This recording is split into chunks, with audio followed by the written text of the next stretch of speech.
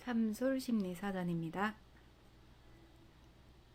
111번째 사전은 자기중심성에 대한 부분입니다. 자기중심성이라는 것은 사물이나 상황, 사람을 바라볼 때 그 지각하는 관점을 조망능력이라고 하죠. 관점을 매우 협소하게 낮게 가지는 경우에 우리가 자기중심적이다, 자기중심적인 성향이 있다라고 이야기를 하게 됩니다. 피아제 이론 중에서 이런 말을 하였는데요. 인지 발달 이론에서 전 조작기 단계에 있는 3세에서 4세 정도의 아기죠. 그 아이들은 다른 사람들이 모두 자기와 같은 것을 보고 같이 느낄 것이다 라고 인지하고 있다 라고 이야기하는 거죠. 그리고 그것을 자기 중심성이다 라고 이야기를 했습니다. 그러면 그 나이를 지나서도 성장을 하여서도 자기 중심성이 많이 나타나는 경우에는 또 미성숙하다 이렇게 이야기를 할 수가 있다라는 것입니다. 우리가 어릴 때는 자기 중심적인 성향을 가지고 있더라도 여러 가지 경험을 하고 다양성을 느끼게 되고 또는 실수나 실패 또는 성공 경험을 통해서 관점을 좀 확장하게 됩니다. 그래서 자기 중심적이었다가 타인 중심적이었다가 조망 능력을 낮게 낮추었다가 좀 넓게 보았다가 높이 띄워서 상황 전체를 두루 인지하였다가 이러한 능력을 발휘하게 되는 거죠.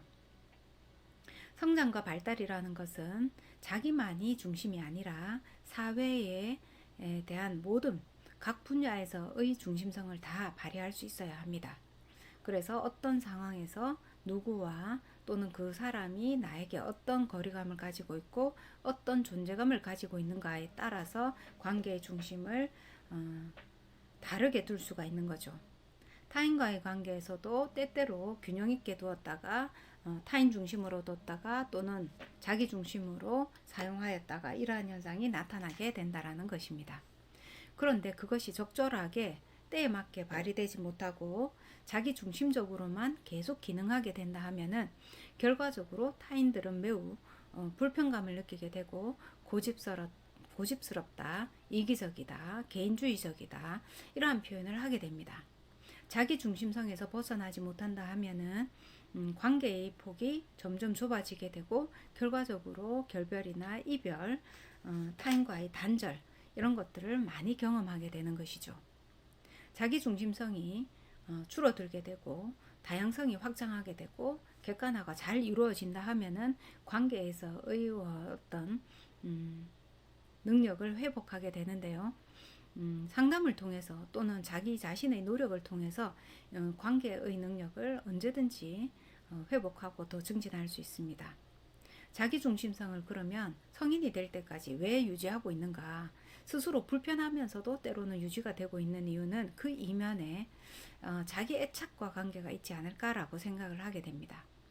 또한 자기 애착과 더불어서 불안과도 관계가 있지 않을까라고 생각을 합니다.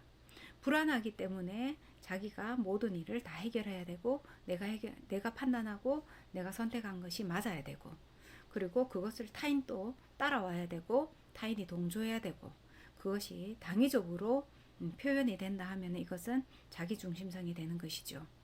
자기 애착도 마찬가지입니다. 내가 선택한 것이 맞고 타인의 것이 틀리고 내가 하고 싶은 것을 진행해야 되고 타인의 것은 차후에 선택이 될 수 있도록 미룰 수 있는 것이고 자 이렇게 진행이 된다라고 하면은 자기중심성이 발휘가 되고 있는 것입니다. 그로 인해서 만족을 느끼는 것은 결국은 자기 자신입니다.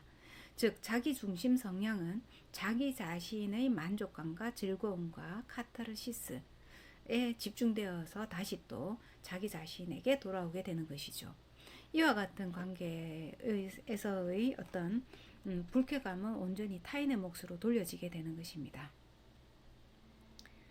자, 자기중심성은 여러분들이 조금만 노력을 하면은 금방 다양하게 회복이 될 수 있는 부분이니 이는 가까운 상담사나 또는 지인을 통해서 또 회복이 될 수 있는 방법도 있습니다. 자, 오늘은 에고센트리즘에 대해서 이야기했습니다.